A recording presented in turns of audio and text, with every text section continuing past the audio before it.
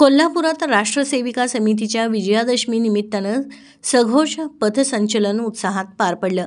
राष्ट्रसेविका समितीचं संचलन private high school येथून सुरू झालं।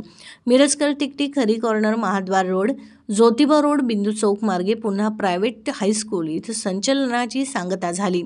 या संचलनात कोल्हापूर शहर, उत्तर कोल्हापूर, इचलकरंजी, हुपरी आणि पन्हाळा परिसरातून आलेल्या एकूण 140 सेविका सहभागी झाल्या होत्या।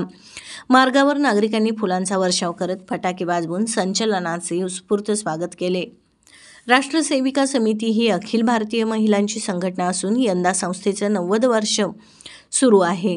स्त्रिया शारीरिक मानसिकदृष्ट्या सक्षम व्हाव्यात, संघटित होऊन राष्ट्र प्रथम हा विचार आचरणात यावा, हा समितीचा उद्देश आहे। संचलनानंतर प्रायव्हेट हायस्कूलमध्ये विजयादशमीचा उत्सव पार पडला। कार्यक्रमास प्रमुख पाहुणे म्हणून माजी नगरसेवक अजित ठाणेकर उपस्थित होते। प्रमुख वक्त्या डॉक्टर जुई कुलकर्णी यांनी संघ विचार हाच राष्ट्रविचार या विषयावर मार्गदर्शन केलं।